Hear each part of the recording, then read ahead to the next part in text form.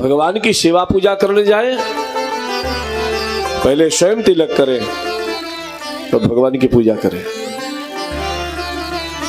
मस्तक बिल्कुल सुना है। ये जब आचार्य लोग पूजा कराते हैं तो पहले जजमान के माथे पे तिलक लगाते हैं, उसके बाद देवता को उसी से चढ़वाते हैं। मस्तक सुना है, पूजा कैसे करेगा वो? पार्वती मैया ने अब श्रृंगार किया है। गोस्वामी जी कहते, पार्वती भला अवसर जानी, गई शंभु पही मातु भवानी, गई शंभु पही मातु भवानी। वाम भाग में आसन।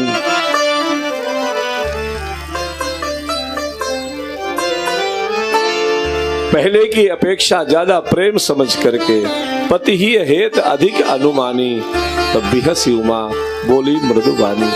मैं माताओं को एक बार आग्रह करूं, बहनों को, कि दिन भर के पश्चात आदमी बाहर से आता है तो जब दरवाजा खोलो ना तो एक बार मुस्कुरा करके उससे बात करो।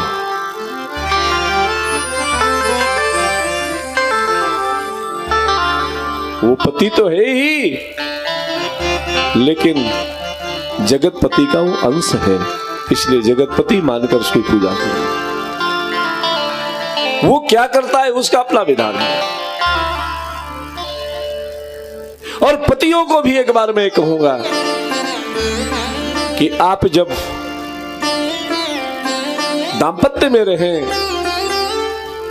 तो मेरा हमेशा खिंचा हुआ चेहरा है, पारा चढ़ा हुआ, ऐसा नहीं। आप प्रेम दो, आपको आदर दे पत्नी, बस यही दांपत्य है।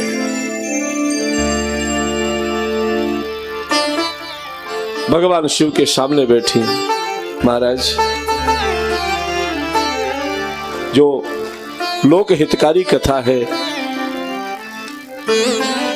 आपसे मैं पूछना चाहती हूं।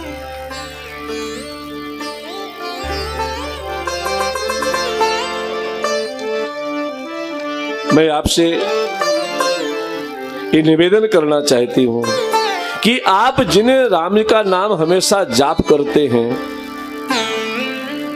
सादर जपहु अनंग अराती, वो राम वही है जो अवध नृपति के पुत्र हैं कि यज अगुन अलखपति कोई, अयोध्या नरेश के पुत्र, और वो जिनको आप जपते हो अलग अलग है कि एक ही है? और यदि ये राजपुत्र ब्रह्म है तो कैसे हैं? पार्वती मैया के इन प्रश्नों को सुनकर के भगवान शिव विचार करने लगे कि यही कारण था जो इसको शरीर त्यागना पड़ा। और फिर पूछ रहे वही प्रश्न। तब तक पार्वती मैया तो सावधान थी, बोले महाराज तब कर अस भी मोह अब नाही, तब कर अस भी मोह नाही, राम कथा पर रुचि मन माही, राम कथा पर रुचि मन माही, यद्यपि जो सीता नहीं अधिकारी, दासी मन क्रम बचन तुम्हारी, यद्यपि जो सीता नहीं अधिकारी, दासी मन क्रम बचन तुम्हारी, गूढ़वता त्वन साधु दुरावही, गूढ़वता त्वन साधु दुरावही, आरत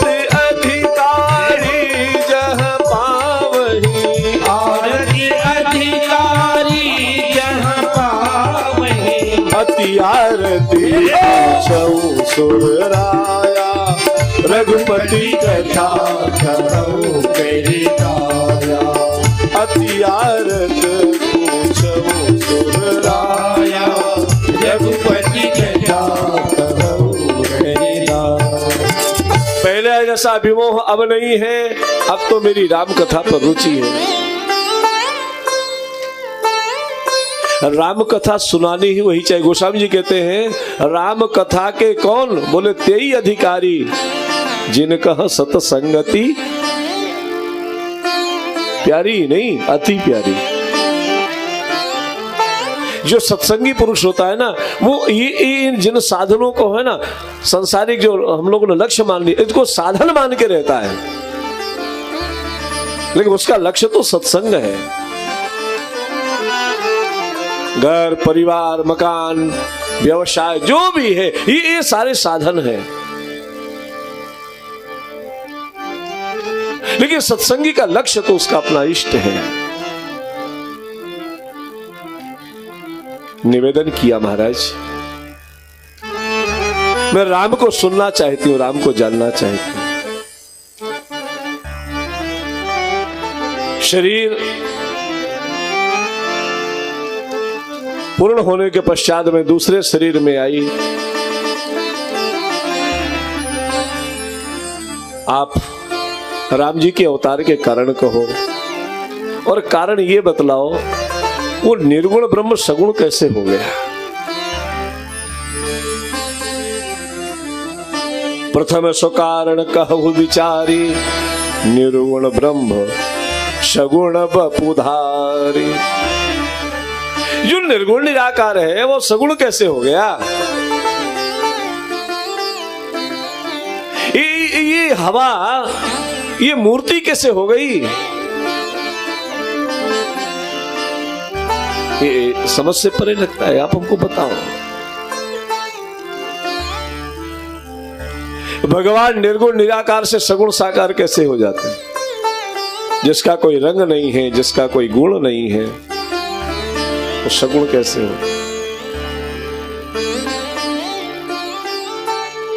राम जी के अवतार की कथा, उनकी बाल लीला,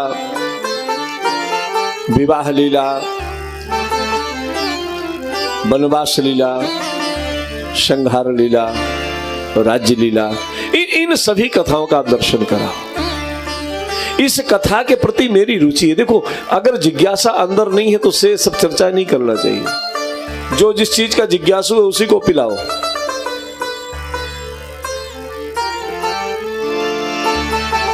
बहुरी कहु करुणा यतन कीन्ह जो वचरज राम, प्रजा सहित रघुवंश मणि किम गमने निज धाम। 14 प्रश्न किया है भगवती ने, 14 प्रश्न किए।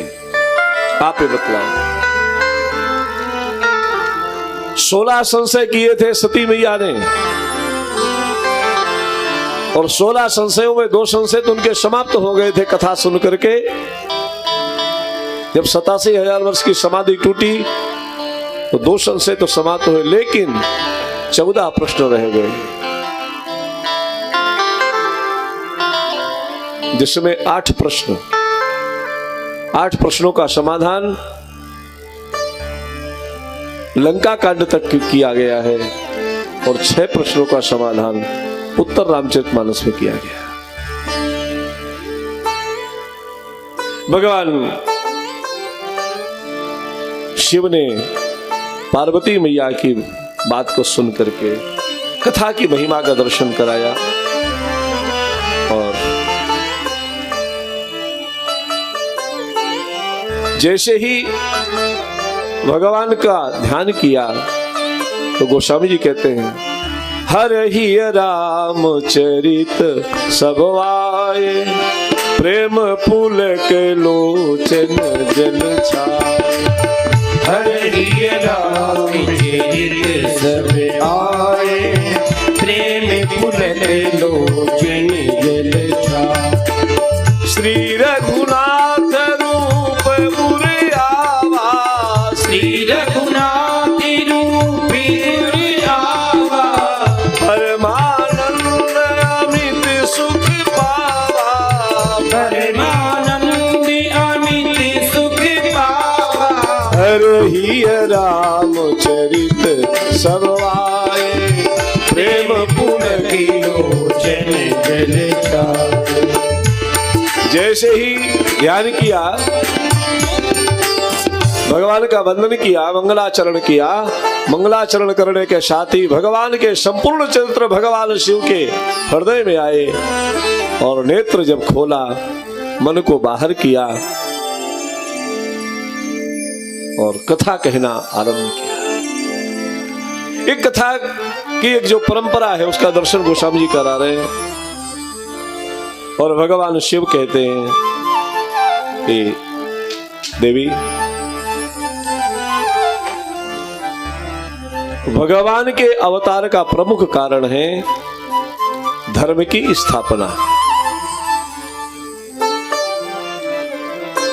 जब जब होई धर्म कई हानि, बाढ़ई असुर अधम अभिमानी, करही अनीत जाई नहीं बरनी, सीधहि विप्रधेन सुर धरणी, तो तब तब प्रभु धरि विविध शरीरा, हरहि कृपा निधि सज्जन।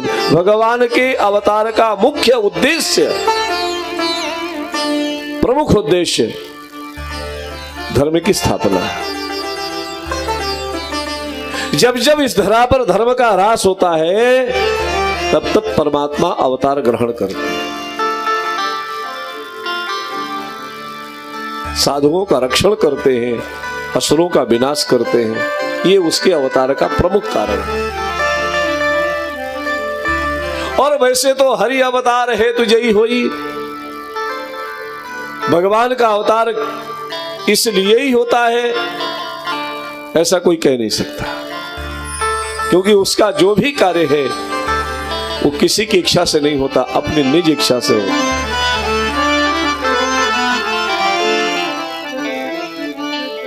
निज इच्छा निर्मित तनु, माया गुण गोपाल।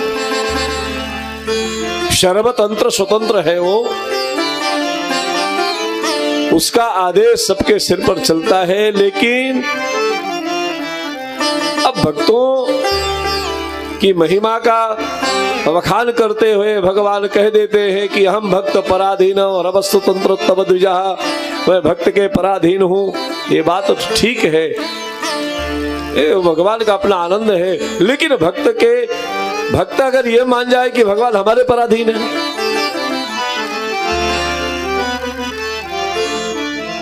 तो गोपी ने प्रार्थना किया, भगवान आए और भगवान ने कहा क्या चाहिए, तो गोपी कहती है कि हम आपको प्राप्त करना चाहते हैं। और भगवान ने जब लीला करना बंसी बट पर प्रारंभ किया, तो गोपी के हृदय में भाव आया कि ये हमारे प्रसन्नता के लिए हमारे साथ नृत्य कर रहे हैं। भगवान अंतर्ध्यान हो गए। ये तो उनका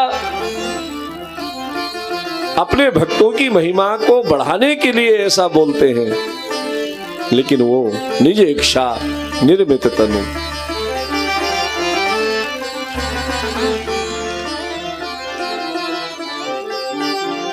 भगवान की कथा की महिमा का वर्णन करते हैं और भगवान शिव कहते हैं, देवी जैसे जल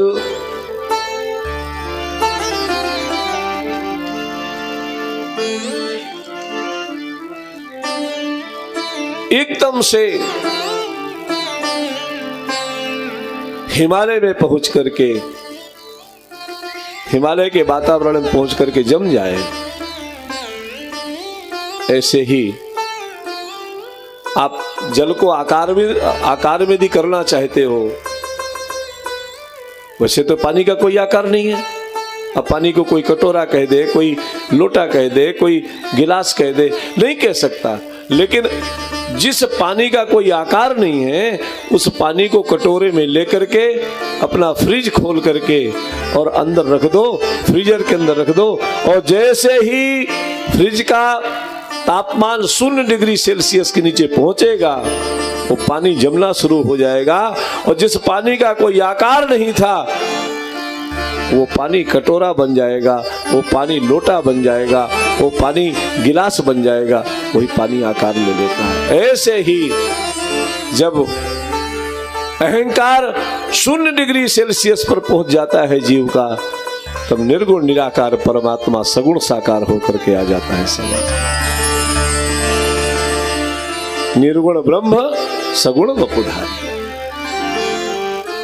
वैसे तो बिन पद चलाई सुनई बिन काना, कर बिन करम करे स्थिति नाना, आनन रहित सकल रस भोगी, बिन वाणी वक्ता बड़ जोगी, तन बिन परस नयन बिन देखा, ग्रह घ्राण हिमवार विसेखा, अश सब भांति अलौकिक करनी, महिमा जासु जाय नहीं बदली। जो बगैर पैर के चलता है, बगैर हाथों के कार्य करता है, बगैर कानों के सुनता है, बगैर जीभ के सारे स्वाद लेता है,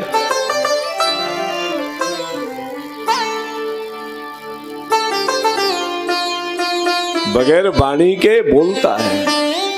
गोपी कहती है, हे श्याम सुंदर,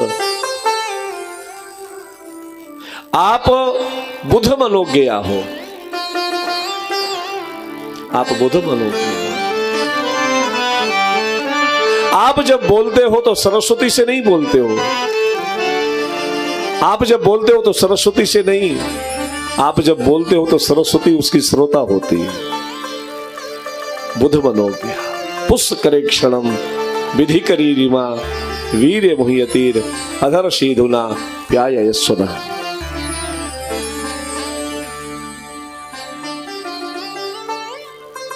भगवान के अवतार के दो चार जो कारण हैं प्रमुख, वो मैं बतलाऊंगा। और भगवान शिव ने भगवान के अवतार के प्रथम कारण में सनक सनंदन सनातन सनत कुमार ने जो श्राप दिया जय विजय को, उस कथा का दर्शन कराया। जो वैकुंठाधिपति का दर्शन करते समय जय विजय ने मार्ग अवरुद्ध किया, वैकुंठ में गए और जय विजय है उन्होंने रोक दिया, हमारे स्वामी अभी एकांत में है। अब यहां पर यह प्रश्न उठता है कि भगवान का दर्शन करने के लिए सनक सनंदन सनातन सनत कुमार गए, जो परम पवित्र हैं, अंदर जाने का प्रवेश नहीं मिला, तो महात्माओं ने मत दिया कि भगवान अंदर इसलिए भी नहीं आने दिए क्योंकि वैकुंठ में जो यदि चला गया तो वापस आता कहां है। यद गत्वा न निवर्तन्ते तद्धामम परमम मम, जहां जाने के बाद जीव कभी वापस नहीं आता उसका नाम वैकुंठ है।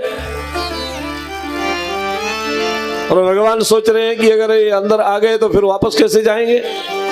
प्रेरणा कर दिया, लक्ष्मी मैया ने पहले ही श्राप दिया था, मार्ग अवरुद्ध किया, श्राप दे दिया, हमको दर्शन करने में बाधा उत्पन्न कर दे हो, 3 जन्म तक तुम राक्षस रहोगे। तो पहले जन्म में हिरण्याक्ष हिरण्यकश्यपु, दूसरे जन्म में रावण कुंभकर्ण और तीसरे जन्म में शिशुपाल दंतवक्र आदि आदि की कथा का दर्शन कराया। और भगवान के अवतार का दूसरा कारण बताया, राक्षसरेश्वर, राक्षसों का अधिपति, दैत्याधिपति जालंधर, जिसकी पत्नी का नाम वृंदा है।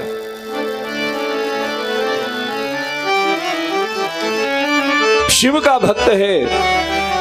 भगवान शिव कहते हैं, देवी मेरा ही भक्त था और मुझे युद्ध करना पड़ा। इसकी पत्नी वृंदा ने अपने पातिव्रत का कवच इसको धारण करा दिया है। अब इस कवच को तोड़े कौन? तब देवताओं की प्रार्थना पर भगवान नारायण ने जालंधर का ही स्वरूप धारण करके उस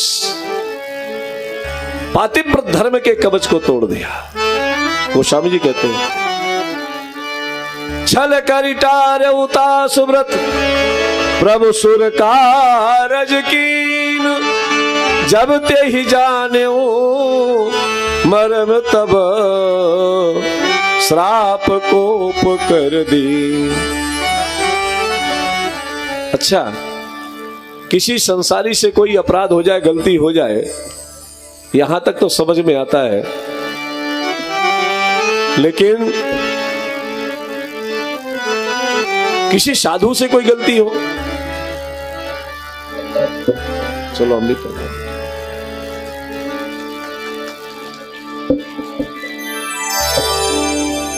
बोले संत भगवान की। किसी साधु से कोई अपराध हो जाए तो समाज उस पर ज्यादा टिप्पणी करता है। तो पार्वती मैया से भगवान शिव ने कहा छल कर टार उतास व्रत। पार्वती मैया ने कहा भगवान ने किया। बोले प्रभु सुर कारज कीन।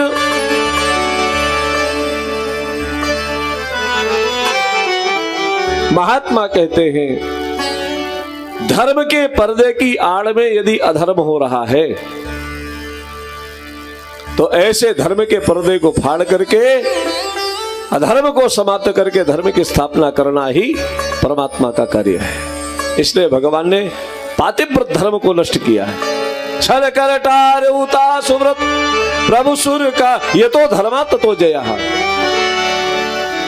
गीताकार कहते हैं यत्र योगेश्वरः कृष्णो यत्र पार्थो धनुर्धरा तत्र श्री विजय भूत्र ध्रुवा नीतिर्मतिर्मम। संजय कह रहे मेरा ऐसा मत है, भगवान हमेशा धर्म के पक्ष में खड़े होते हैं, भगवान अधर्म के पक्ष में नहीं खड़े होते। जहां धर्म है भगवान वहीं खड़े होंगे। तो क्या पितामह भीष्म को शिखंडी को आगे करके अर्जुन के हाथ से मरवाना धर्म था? प्रथम दृष्टया अधर्म था, लेकिन हमारे पूज्यपाद कार्षणी सरकार कहते हैं वो अधर्म था।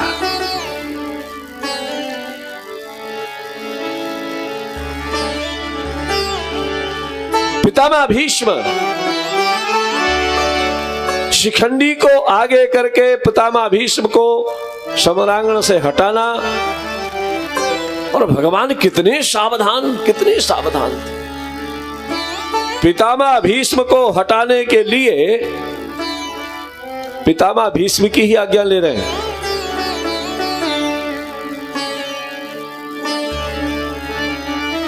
एक एक कदम में सावधानी परमात्मा बरतता है धर्म के मामले में।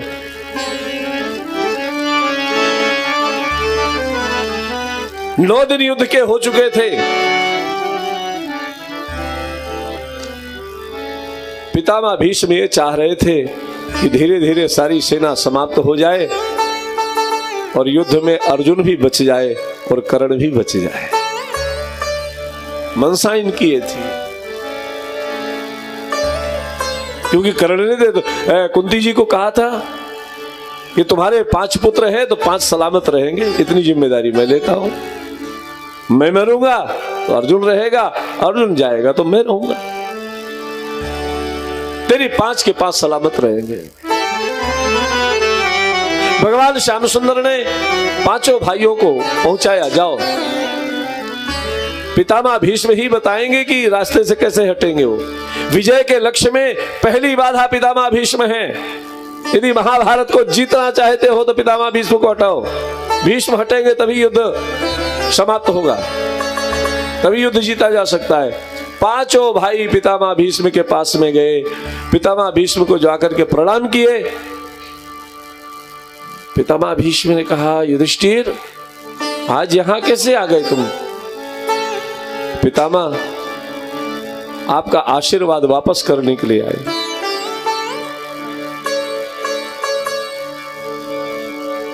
पितामह भीष्म ने कहा युधिष्ठिर ये गंगा पुत्र ने आज तक दिया है, कभी वापस नहीं लिया। मैंने देना सीखा है, लेना नहीं सीखा। मैंने जीवन में दिया ही दिया है, कभी लिया नहीं है। हम आपका आशीर्वाद वापस करने आए हैं। आपने हमको विजयी होने का आशीर्वाद दिया था और आपके रहते महाभारत को जीता नहीं जा सकता। तो पितामह भीष्म ने कहा बात तो सही है, मेरे रहते तो जीता नहीं जा सकता। यदि जब तक मैं हाथ में धनुष लेकर के खड़ा हूं तब तक तुम दुर्योधन पर विजय नहीं प्राप्त कर पाओ। तो पितामह भीष्म विजय मिलेगी कैसे? युधिष्ठिर जी ने पितामह से ही पूछा, तो मुझे हटा दो। आप हटेंगे कैसे? आप हटेंगे कैसे? तो पितामह भीष्म ने कहा, यदि मेरे सामने कोई स्त्री आ जाए तो मैं धनुष नहीं उठाऊंगा। उस समय पर पितामह भीष्म ने जैसे ही कहा मेरे सामने कोई स्त्री आए, अर्जुन ने कहा लेकिन पितामह ने हाथ रोक दिया। अर्जुन सावधान, तुम अपने बाणों से मेरे शरीर को छलनी कर देना, मेरे मुख से तुम्हारे लिए आशीर्वाद निकलेगा। अपने बाणों से मेरे बाणों को काटना और मेरी गर्दन को काट देना, मेरे अंदर से आशीर्वाद निकलेगा तेरे लिए, लेकिन मेरे वचनों को मत काटना। यह काम दुर्योधन के लिए छोड़ दो। वो स्त्री आएगी कैसे? तो पितामह भीष्म ने कहा कि जिसने तुम्हें भेजा है ना वो सब जानता है, उसको बोल देना, वो सब बता दे। आप पांचों भाई गए भगवान के सामने, महाराज अब युद्ध के मैदान में स्त्री कैसे आएगी? पितामह भगवान ने कहा सब समझ गए, बात ठीक है, शिखंडी को बुलाओ। अब शिखंडी को आगे करके पितामह भीष्म को मरवाना, मैदान से हटाना, क्या यह धर्म था? और यदि यह धर्म नहीं था तो अधर्म भगवान के रहते हुआ कैसे? तो महात्माओं ने वहां पर तर्क दिया कि पितामह भीष्म के ऊपर सारे राष्ट्र का भार है, और जब कोई व्यक्ति अपनी प्रतिज्ञा के लिए जीना शुरू कर दे, अपने लिए जीना शुरू कर दे, ऐसा व्यक्ति जिसके ऊपर सारे समाज का बोझा है, राष्ट्र का भार है, तब समाज अपेक्षा करता है कि अपने लिए जी रहा है। और भगवान कहते हैं ऐसे व्यक्ति को हटा करके धर्म की स्थापना करना चाहिए, यही धर्म है। और पितामह भीष्म को हटा के, ये तो धर्म तत्व जया, छल कर टार उता सुव्रत प्रभु सुर कारज कीन, जब ते ही जानो मरम तब श्राप कोप कर दी। वरना ने श्राप दिया है भगवान को, वरना को पता चला मेरा पातिव्रत धर्म नष्ट किया है, और जाओ आप पत्थर हो जाओ। एक कथा की दृष्टि से भगवान को शिला होने का श्राप मिला, और दूसरा श्राप दूसरी कथाओं के माध्यम से देखे तो वृंदा ने श्राप दिया कि तुमने जिस प्रकार से मुझे छला है, ऐसा ही मेरा पति तुम्हारी पत्नी को छलेगा, तुम्हारी पत्नी का हरण करेगा, और यही जालंधर फिर रावण बनता है। आदि आदि कथा है। भगवान के आने का तीसरा कारण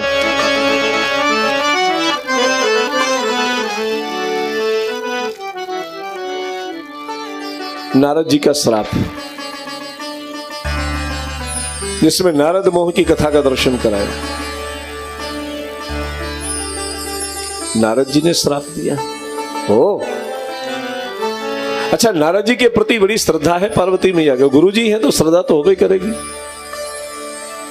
इन्हीं के बताने पर शिव जी मिले थे, बड़ी दिव्य श्रद्धा है।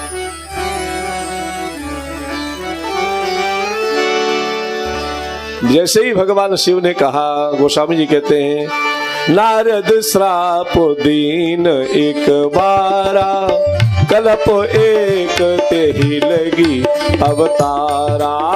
नारद श्राप दीन एक बारा, ते ही लगी अवतार। गिरिजा चकित भई सुन बानी, गिरिजा चकित भई सुन बानी। नारद विष्णु भगत पुनि ज्ञानी, नारद विष्णु भगत पुनि ज्ञानी। नारद जी ने श्राप दिया, वो तो मेरे गुरु जी हैं, बड़े ज्ञानी हैं, हाँ बहुत ज्ञानी महात्मा है। भगवान शिव हंसने लगे। भगवान शिव ने कहा, देवी यहाँ कौन ज्ञानी है कौन मूर्ख है, इसका निर्णय कोई नहीं कर सकता, क्योंकि भगवान को अगर ज्ञानी खोजने जाए तो खोजता ही रहेगा। मन बुद्धि बर बानी अगोचर। मन बुद्धि से परे है भगवान। अगर बुद्धि से भगवान, इसलिए भगवान के चरणों में मन और बुद्धि दोनों समर्पित करना चाहिए। खाली मन कर दे बुद्धि न करे, या बुद्धि कर दे मन को न करे, तो पूर्ण समर्पण नहीं होता। क्योंकि बुद्धि विचार बहुत करवाती है, तर्क वितर्क करवाती रहती है, और खाली तर्क के माध्यम से बैठे रहे हैं।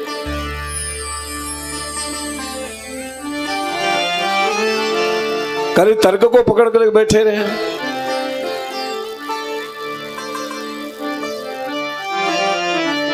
तो जो तार्किक होता है वो ज्ञानी तो हो सकता है, लेकिन भक्त नहीं हो सकता।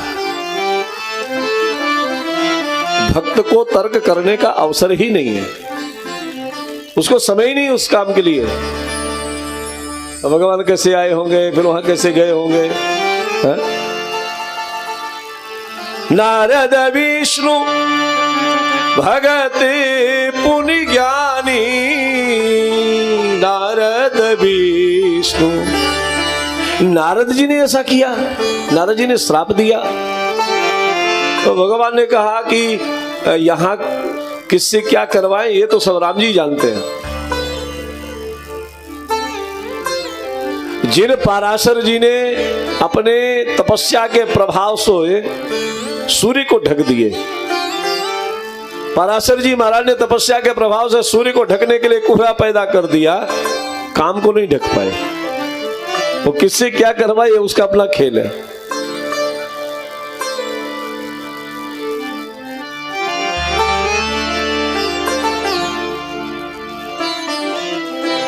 किससे क्या क्या करवाता है ये उसका अपना अपना स्वतंत्र मत है।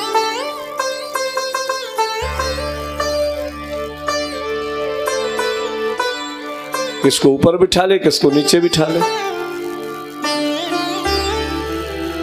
कल तक जो चाय बेचता था जो प्रधानमंत्री बन जाए, क्या भरोसा। और जो उधर थे वो इधर आ गया, ये भी कोई पता नहीं। ये उसका अपना खेल चलता। इस दुनिया में सुंदर सुंदर फूल खिलाने वाला,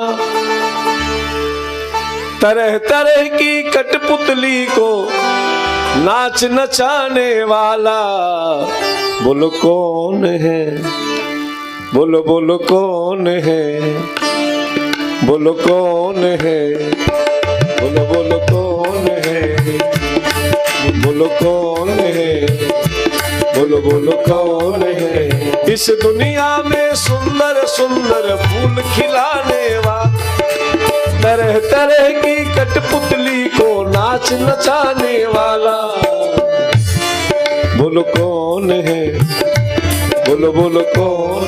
किससे क्या करवाए, कहां पर, कोई भरोसा नहीं। इसलिए भगवान शिव स्पष्ट कह देते हैं, ज्ञानी मूढ़ न कोई, जहि जस रघुपति करहि तब सो तस तेहि क्षण होय। उसी क्षण। अरे कल तक जो रसोईया थे छाछ तैयार करते थे, आज वो महंत जी बन गए।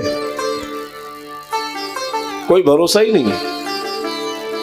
कई बार ऐसा कई मठों में हुआ कि जिसकी सेवा थी छाछ तैयार करने की, अब महंत जी का शरीर शांत हो गया तो कोई महंत नहीं बने, इसी को बिठा दो। और हमारे चित्रकूट की एक घटना आज भी है। हमारे यहाँ चित्रकूट में एक बहुत प्रसिद्ध और सिद्ध आश्रम है जिसका नाम श्री पुरानी लंका आश्रम है, जो वर्तमान में पूज्यपाद जगतगुरु रोहणेश्वर प्रपन्नाचार्य जी महाराज हैं।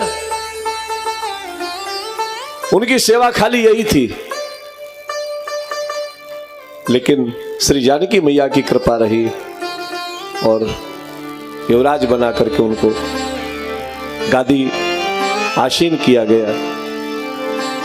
कब कहां किसको कहां बिठा ले। और पार्वती मैया को आश्चर्य इस बात के लेकर के हुआ कि नारद जी ने श्राप दिया।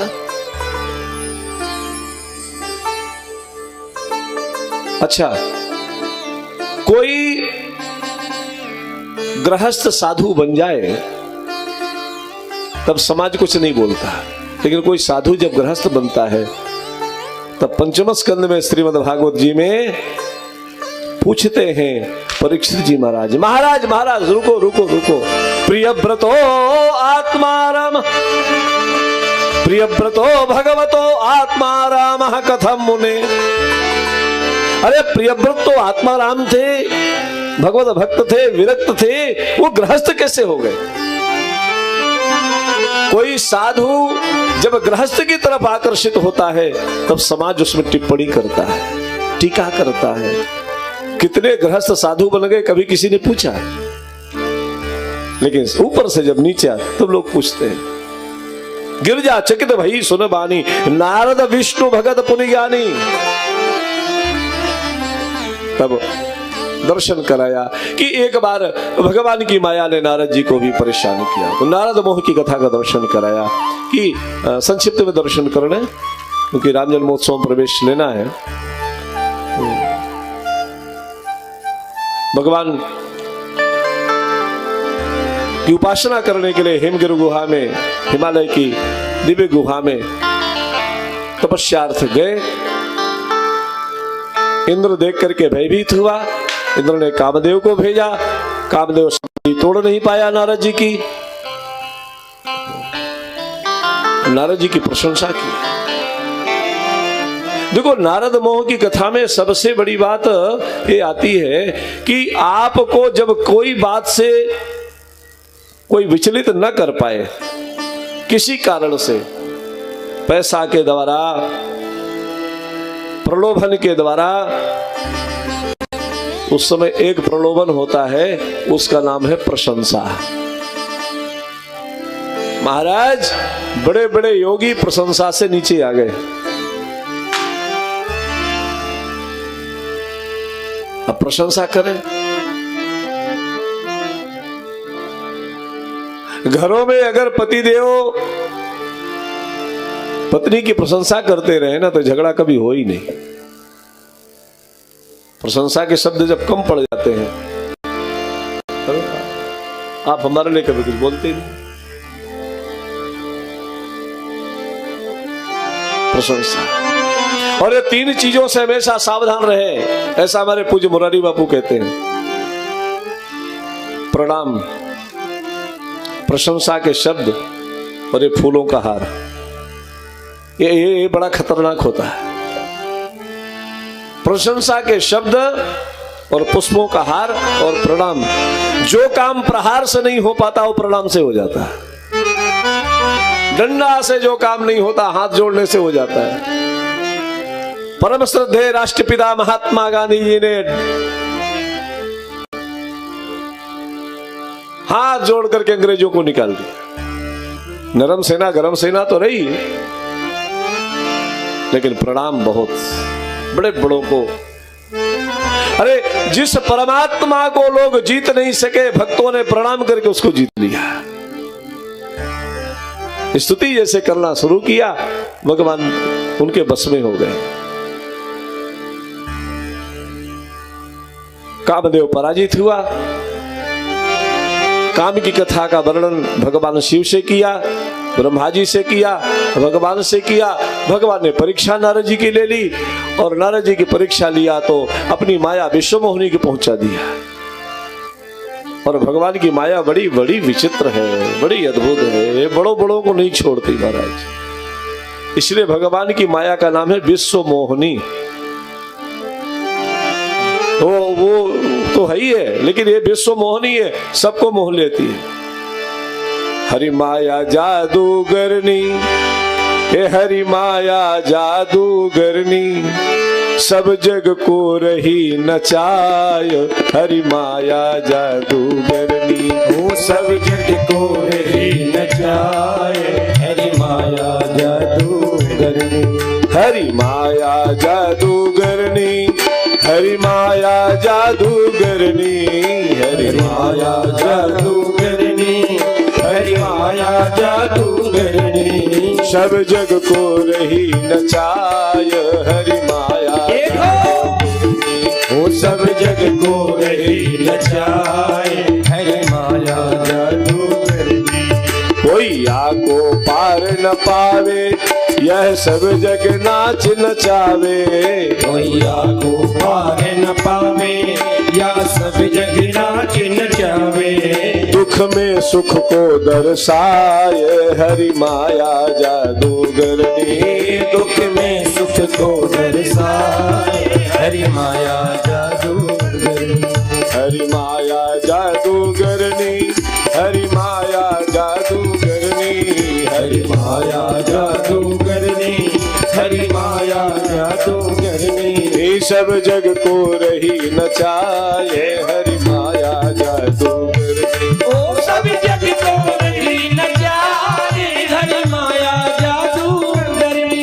हरि माया जादूगरनी। हरि माया जादू। मानस कारणे भगवान की इस माया का नाम रखा है विश्व मोहिनी।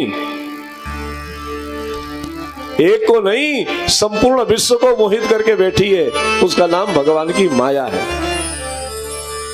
जिससे आज तक किसी ने पार नहीं पाया। वैसी माया है, कोई इससे पार नहीं पाया। और विश्व मोहिनी के विवाह प्रसंग का दर्शन कराते हैं और नारद जी महाराज आए। और ये बेटी भी किसकी बनकर के आती है? शील निधि राजा। इनके पिता का नाम शील निधि है। जिसके जीवन में ऐसा शील है, जो शील का निधि है, जो भंडार है शीलता का, उसके यहां मोहिनी पैदा होती है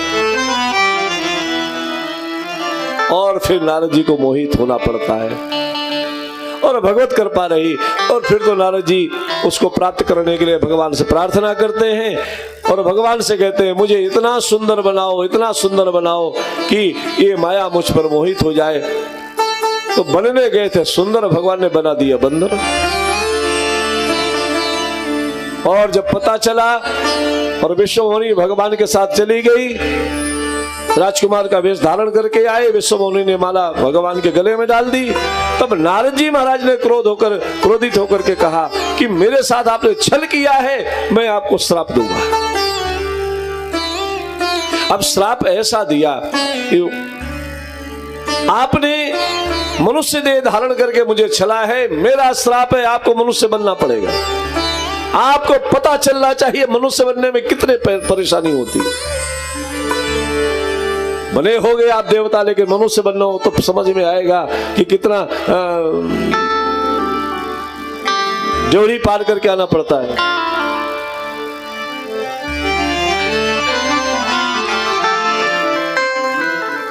आप मनुष्य बनो और भैया हम मनुष्य बन जाए, बस ये सबसे यही मानवता है।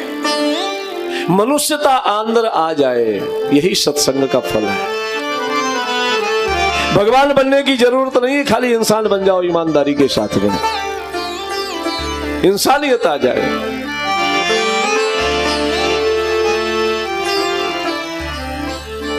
नारद जी ने श्राप दिया, आपको मनुष्य बनना पड़ेगा।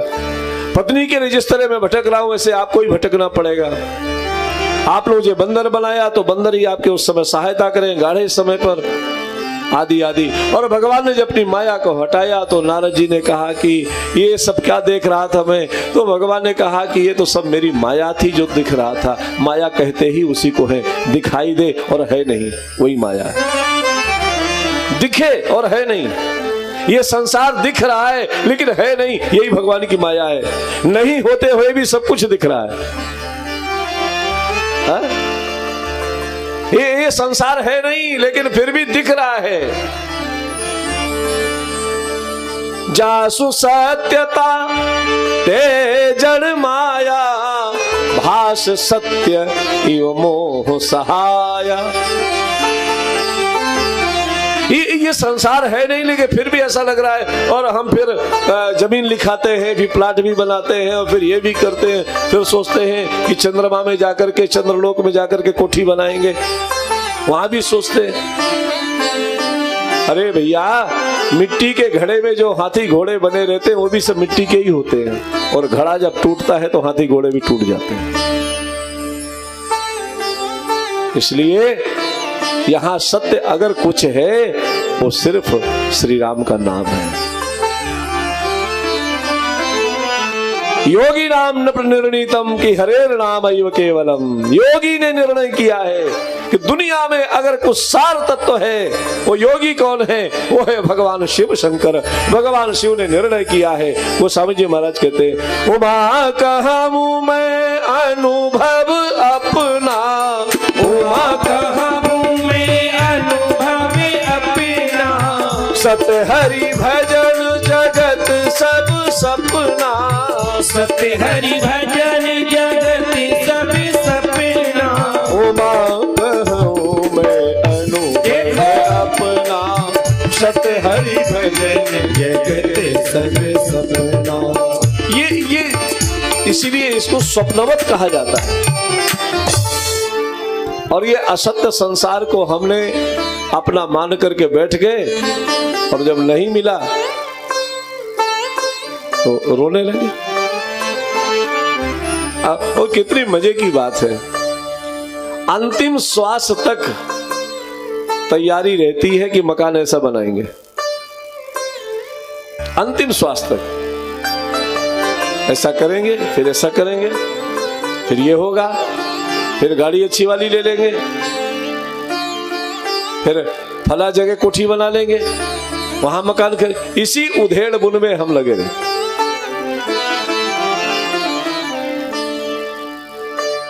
लेकिन अगर कोई सार तत्व है वो सिर्फ और सिर्फ भगवान का नाम है और कुछ भी नहीं।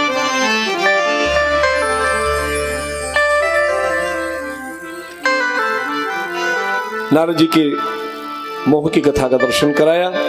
इसके नारद मोह जानते हुए भी उसकी तरफ दौड़ना, इसी को मोह कहते हैं। ये मेरा, ये मेरा, ये मेरा, ये मुझे मिल जाए, ऐसा नहीं।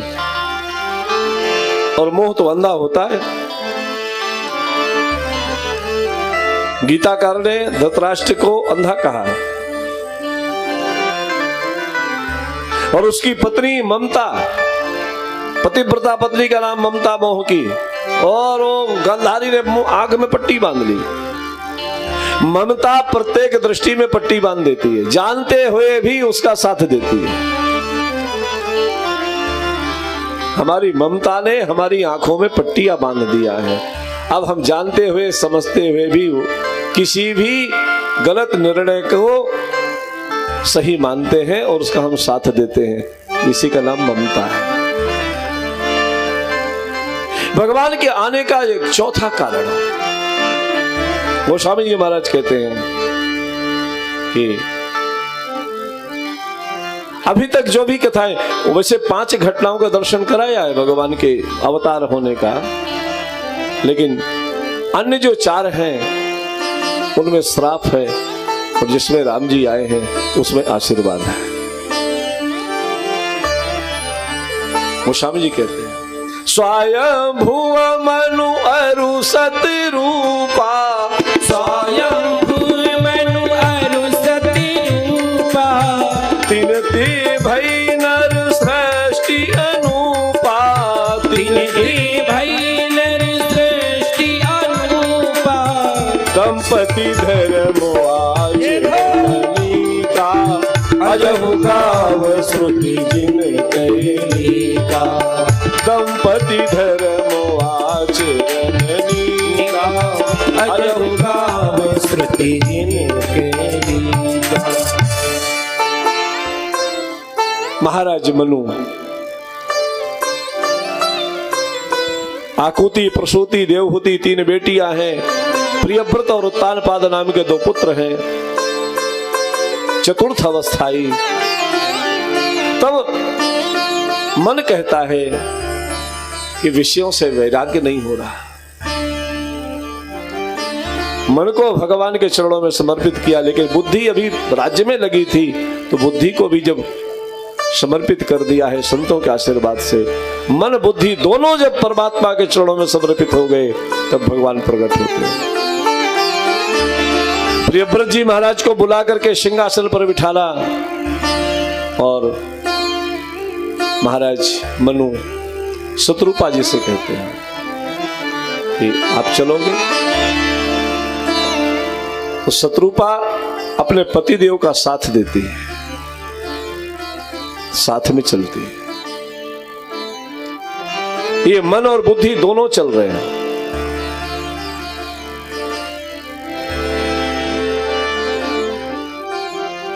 दंपति धर्म आचरण नीका, अजहु गाव श्रुत जिनके लीका। पवित्र आचरण, ऐसा आचरण जो आदरणीय है, जो आदर्श है। पहले के राजा, एक राजा बड़ा धार्मिक,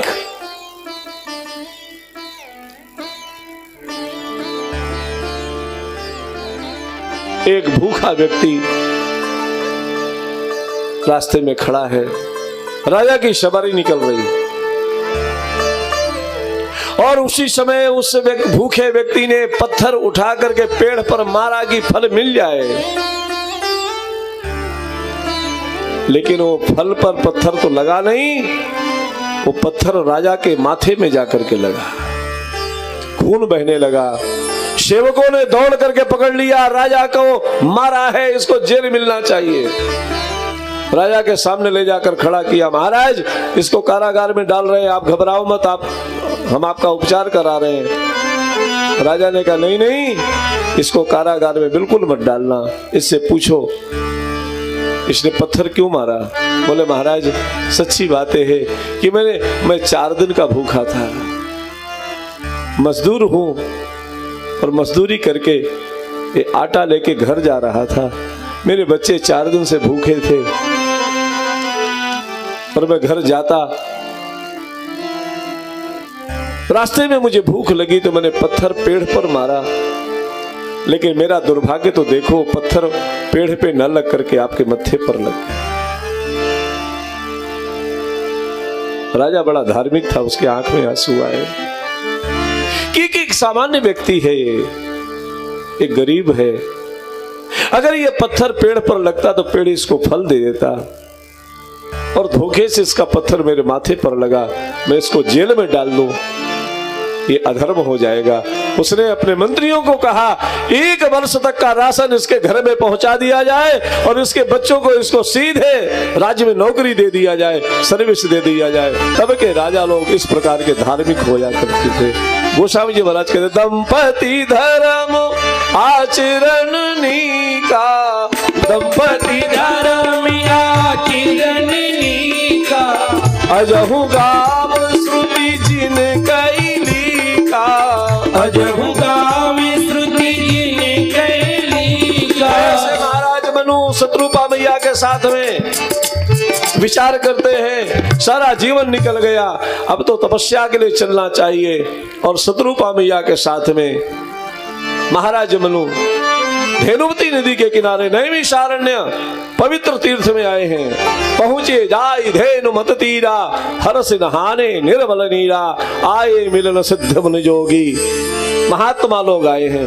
देखो घर से निकल करके तीर्थ में जाए तो सबसे पहले महात्माओं की संगति करें, महात्माओं का संग करें।